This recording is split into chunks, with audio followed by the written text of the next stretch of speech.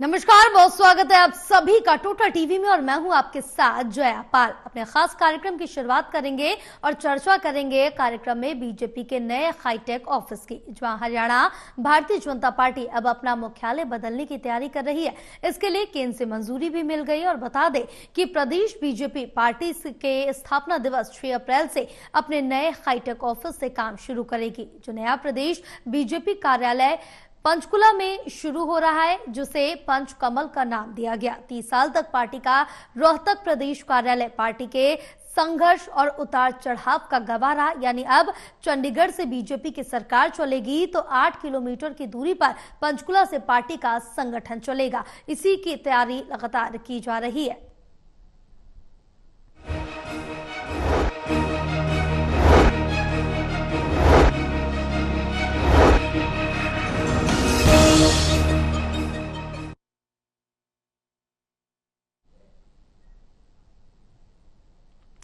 तो आज इसी को लेकर चर्चा करेंगे, जहां प्रदेश बीजेपी सरकार अपना कार्यालय अब बदलने जा रही है, पंचकुला में करने जा रही है। इसी को लेकर चर्चा करेंगे। हमारे साथ पूरा पैनल जुड़ेगा, लेकिन उससे पहले दिखाएंगे आपको एक रिपोर्ट।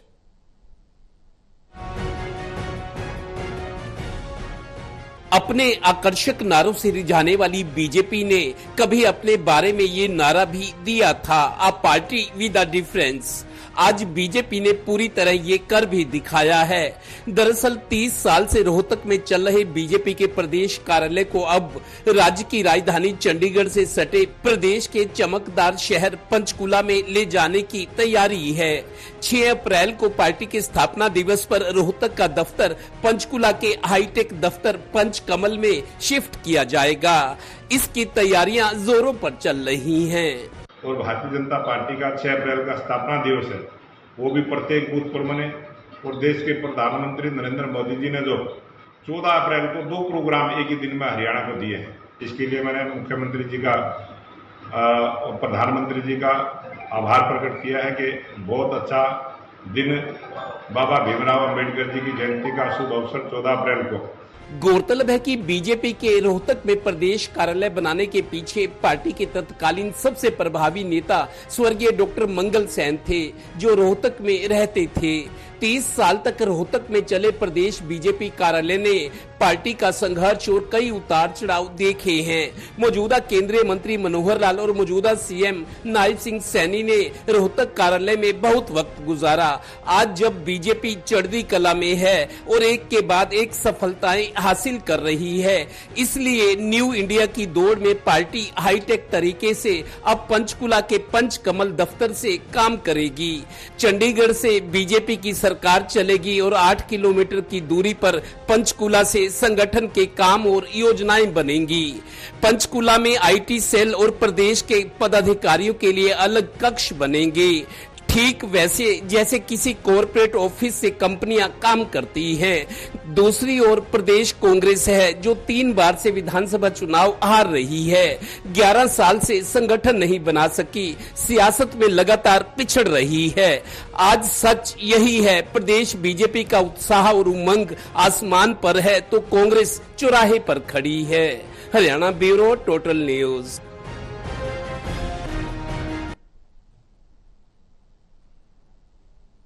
चलिए चर्चा की शुरुआत करेंगे। हमारे साथ खास मेहमान जुड़ चुके हैं। हमारे साथ जुड़े हुए हैं associate editor Devendra Kathuria, associate editor doctor Mahesh Kumar, वरिष्ठ पत्रकार वीरेंद्र सोनी जी हमारे साथ जुड़े हुए हैं। आप तीनों का बहुत स्वागत है टोटल टीवी में। सबसे पहले देवेंद्र आपके पास आएंगे, और क्योंकि अब जिस तरह से देखें कि हरियाणा बीजेपी अब अपना हाईटेक कार्यालय शुरू करने जा रही है, जो कि पंचकुला में होगा, और वहां से ही अब पार्टी की जो हाईटेक रणनीति है वो बनाई जाएगी।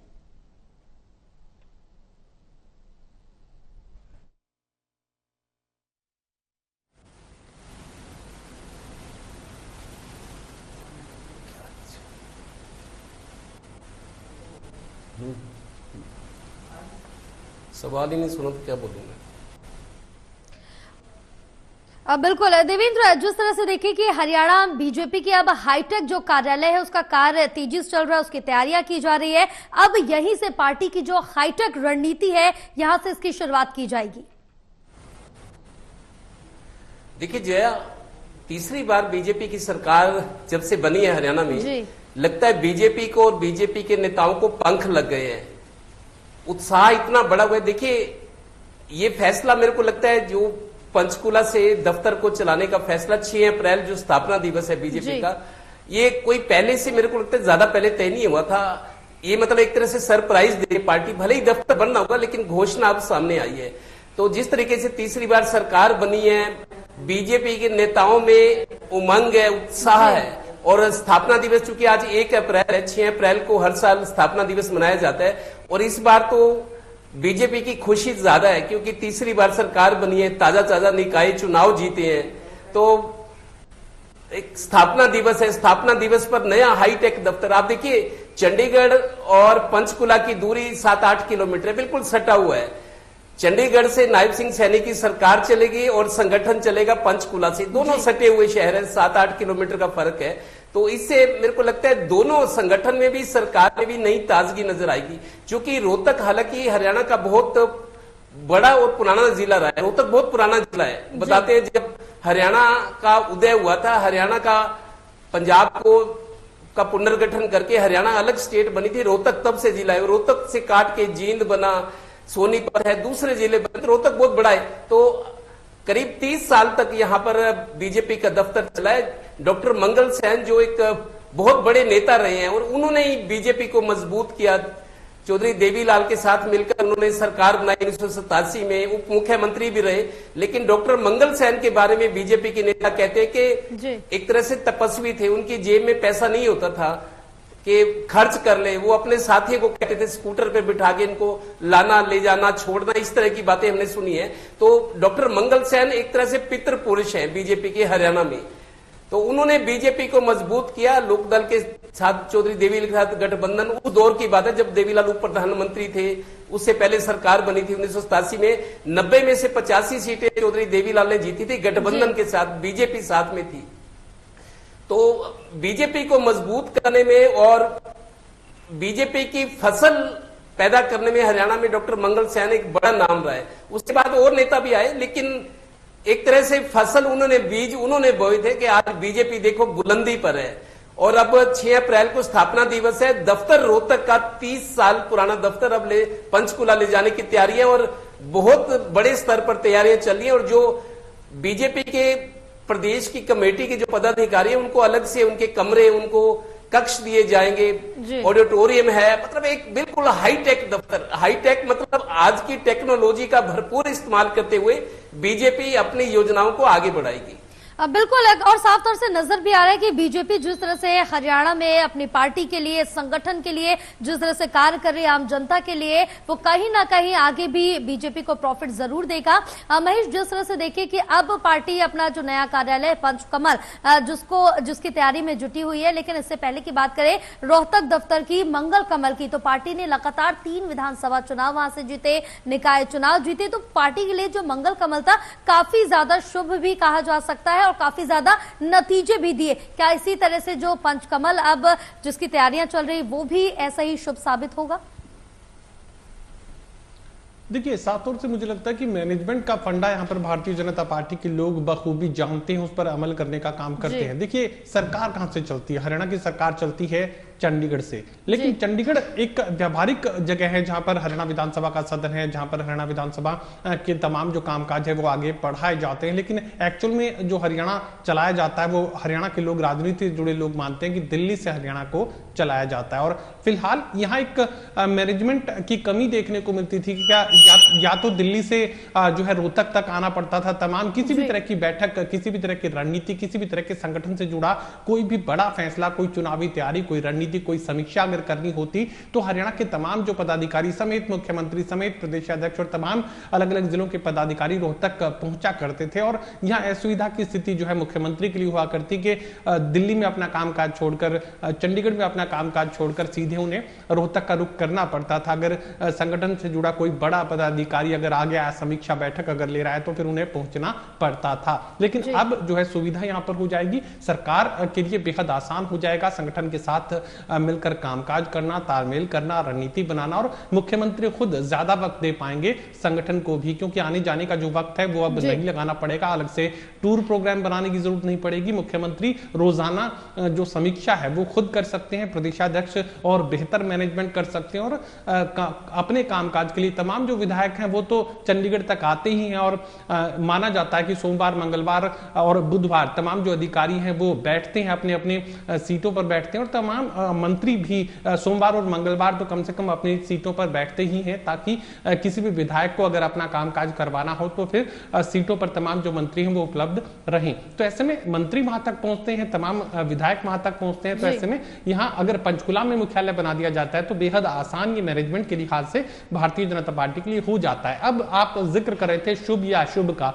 दरअसल भारतीय जनता पार्टी के लोग जिस तरह की मेहनत करते हुए नजर आ रहे हैं, जिस तरह का ग्राउंड वर्क यहां पर भारतीय जनता पार्टी के लोग कर रहे हैं, और हमने देखा निकाय चुनाव के दौरान साफ नजर आ रहा था कि भारतीय जनता पार्टी चुनाव जीतेगी ही, लेकिन बावजूद इसके जिस तरीके से मेहनत यहां पर खुद प्रदेशाध्यक्ष कर रहे थे, खुद नायब सिंह सैनी कर रहे थे, प्रधानमंत्री नरेंद्र मोदी नायब सिंह सैनी से निकाय चुनावों की रिपोर्ट ले रहे थे, तो आप समझ सकते हैं कि प्रधानमंत्री चिंतित थे निकाय चुनावों को लेकर। हरियाणा में कांग्रेस पार्टी ने सिंबल पर चुनाव लड़ने का ऐलान तो किया, लेकिन कोई चिंता नहीं की। जो प्रदेश स्तर पर जो स्टार प्रचारक बनाए गए वो कभी अपने अलग अलग इलाकों में नहीं गए। तमाम जो जिम्मेदारी उन्हें दी गई थी उनमें से किसी भी जिम्मेदारी को निभाने का नाम 30 के 30 स्टार प्रचारकों में से किसी ने भी नहीं किया। तो आप समझ सकते हैं कि यहाँ पर कांग्रेस चिंतित नहीं थे, जबकि उनकी पार्टी जो है तबाही की तरफ जा रही थी, और यहाँ प्रधानमंत्री नरेंद्र मोदी चिंतित थे हरियाणा के निकाय चुनावों को लेकर। तो समझा जा सकता है कि यहाँ पर मैनेजमेंट के लिहाज से भारतीय जनता पार्टी बेहद शानदार यहाँ पर परफॉर्मेंस देने की कोशिश कर रही है, और मेहनत के लिहाज से भी। निकाय चुनावों को लेकर मैंने कहा था कि 2029 के चुनावों की, और अगर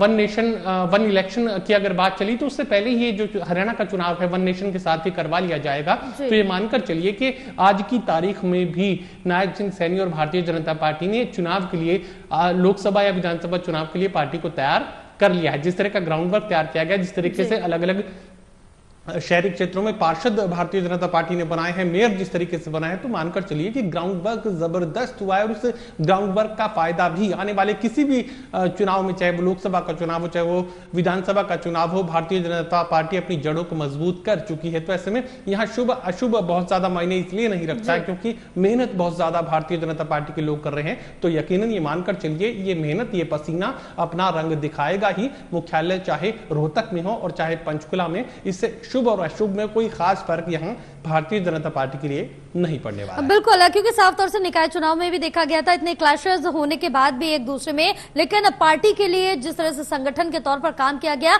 वो देखने लायक था।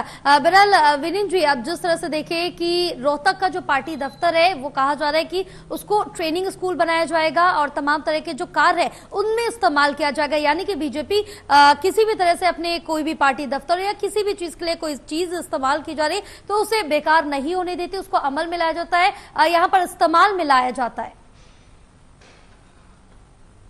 देखिए, भारतीय जनता पार्टी का इस समय जो है सरकार ही संगठन चला रही है जी, मतलब सरकार के नाते ही पूरे संगठन की गतिविधियों का संचालन हो रहा है। देखिए, जो रोहतक में बनाने का उस समय उद्देश्य था, जब भारतीय जनता पार्टी विपक्ष में थी, रोहतक जो है राजनीतिक राजधानी माना जाता है, तो रोहतक के अंदर पार्टी की गतिविधियां रही है।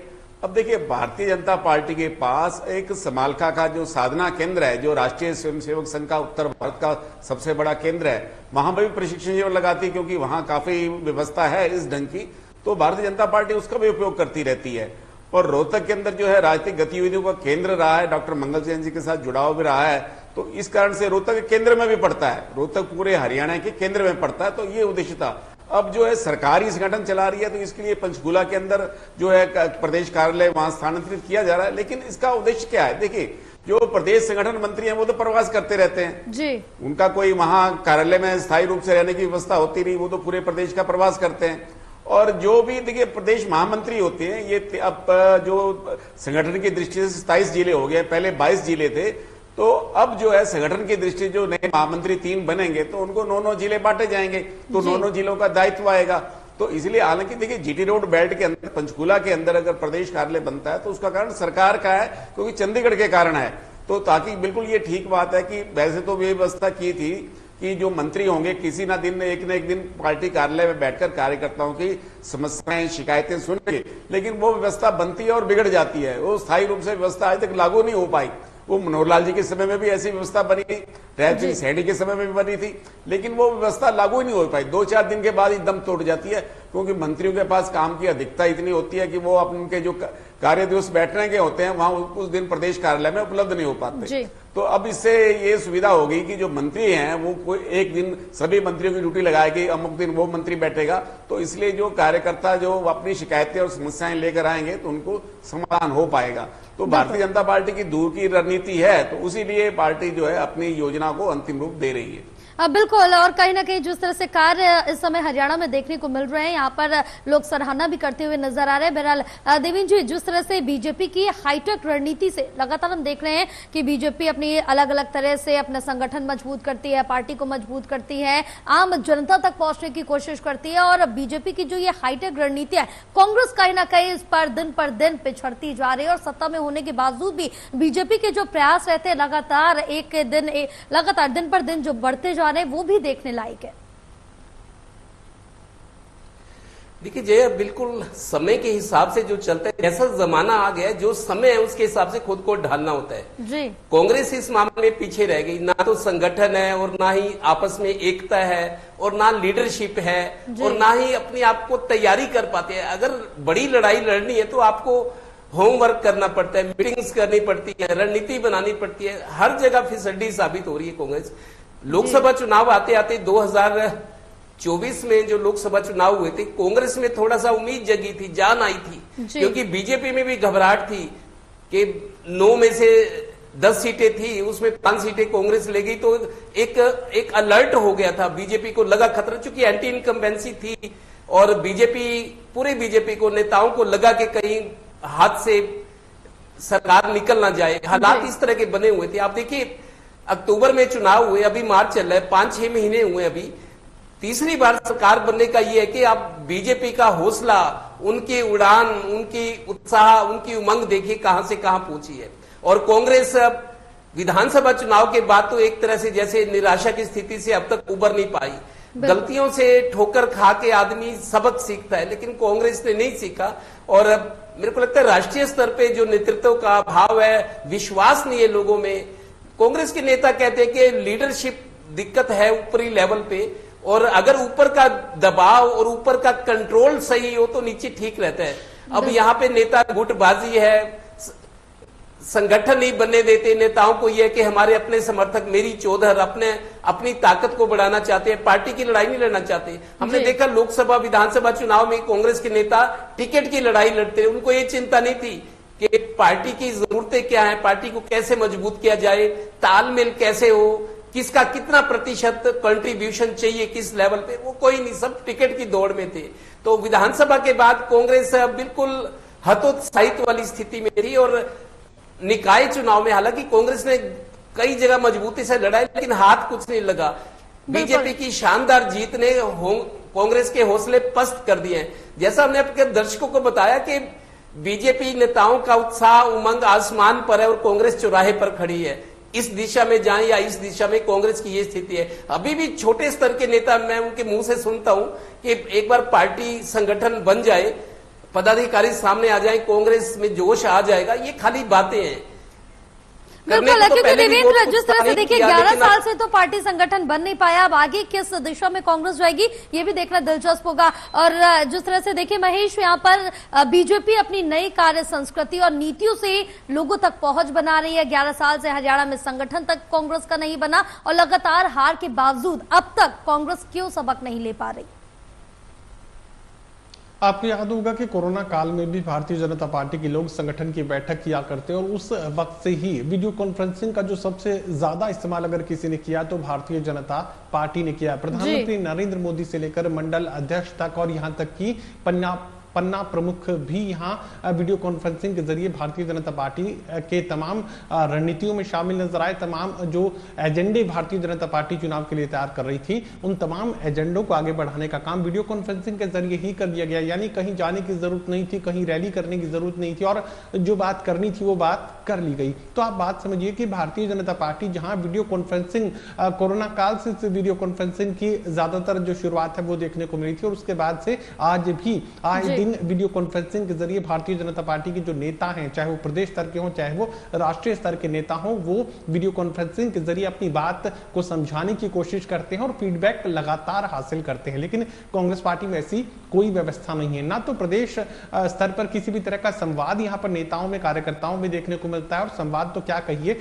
जिस तरह के शब्द मैं इस्तेमाल किया करता हूं कि कांग्रेस पार्टी के जो शीर्ष नेता हरियाणा प्रदेश के हैं, एक दूसरे को निपटाने में लगे हुए थे, और निपटाने भर की कोशिश इस कदर रंग लाई कि यहाँ पर भारतीय जनता पार्टी ही तीसरी बार सरकार बनाने में कामयाब हो गई। तो ये मानकर चलिए कि अगर कहीं कोशिश हो रही है तो भारतीय जनता पार्टी में हो रही है। और अभी तक तो जो दबे हुए मंसूबे हैं, जो कह सकते हैं कि अभी जो ज्वालामुखी है वो तो कांग्रेस पार्टी के शीर्ष नेताओं के दिलों में अभी तक दफन है, जिसे फूटना बाकी है, जिसे बाहर आना बाकी है। और यही वजह है कि यहाँ पर नेता प्रतिपक्ष कांग्रेस पार्टी के लोग तय नहीं कर पाए, और जिस दिन करेंगे उस दिन हो सकता है कि फिर भूकंप की स्थिति कांग्रेस पार्टी में एक बार फिर से देखने को मिले। तो ये मानकर चलिए कि कोशिश अगर हो रही है तो भारतीय जनता पार्टी में हो रही है, और अगर निष्क्रिय कोई बैठा है, अगर एक दूसरे को निपटाने की कोशिश अगर कहीं बाकी है, अगर कहीं मंसूबे एक दूसरे को निपटाने के बाकी हैं, तो वो कांग्रेस पार्टी में बाकी हैं। और मुझे लगता है कि अब तक भी वही हालात कांग्रेस पार्टी में बने हुए हैं।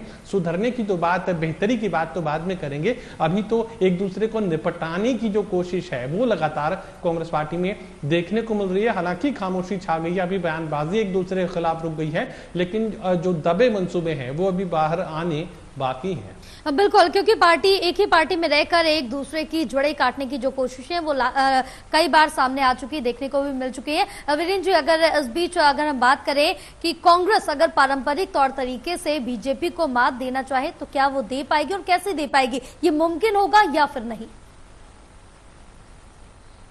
देखिए, कांग्रेस की तो कोई रणनीति नहीं है, कोई तैयारी नहीं है। ये बात ठीक है कि कांग्रेस का प्रदेश कार्यालय चंडीगढ़ में है, कांग्रेस सत्ता में रही है तो इस कारण से प्रदेश कार्यालय चंडीगढ़ में रहा। जिला स्तर पर कांग्रेस के कार्यालय नहीं है, या पुराने स्तर के पुराने बने हुए हैं। भाई, जिस तरह भारतीय जनता पार्टी ने अपने कार्यालय हाईटेक बनाए, तो कांग्रेस की तो ऐसी व्यवस्था है नहीं, क्योंकि कांग्रेस के नेताओं की तो व्यक्तिगत सोच रही है, पार्टी के संगठन पर तो कभी सोच रही नहीं। तो इसलिए अब देखा जाए तो कांग्रेस के नेताओं ने कोई सबक भी नहीं सीखा। कांग्रेस में गुटबाजी भी है और संगठन निष्ठ लोग नहीं है। भाई, जिनकी निष्ठा संगठन के प्रति हो, व्यक्ति विशेष के प्रति निष्ठा है लेकिन संगठन के प्रति नहीं है। तो अब देखिए, अभी तो 4.5 वर्ष तक कोई चुनाव है ही नहीं। कांग्रेस के पास अपनी रणनीति बनाने का पर्याप्त अवसर है, अपनी विचारधारा को आगे बढ़ाने का अवसर है। अब कांग्रेस के दूसरे जो फ्रंटल ऑर्गेनाइजेशन थे उनको सक्रिय करने की आवश्यकता है।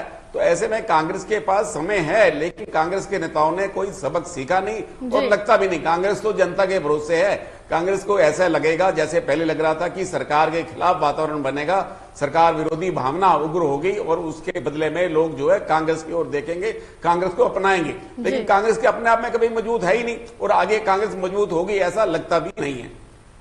बिल्कुल, अब देखना होगा कांग्रेस अपने आप को क्या वापस ट्रैक पर ला पाएगी या फिर कितना प्रयास करना पड़ेगा, कितना समय लगेगा। बहरहाल आप सभी का पूरी चर्चा के लिए बहुत शुक्रिया। और जिस तरह से देखें कि अब बीजेपी अपना नया हाईटेक मुख्यालय बनाने की जो तैयारी है वो करती हुई नजर आ रही है, क्योंकि इससे पहले रोहतक मुख्यालय की बात करें तो मंगल कमल ने काफी ज्यादा उतार चढ़ाव देखे हैं। बीजेपी की कामयाबी के काफी ज्यादा जो गवाह है मंगल कमल रहा है, काफी यहां से चुनाव जीते हैं, 11 साल सत्ता में रही है। बहरहाल अब पंचकमल बीजेपी की जीत के, बीजेपी की जिस तरह से आगे बढ़ रही है उसकी गवाह का साक्षी बनेगा। और देखना होगा कि क्या कुछ यहां से नए कार्य की शुरुआत की जाएगी।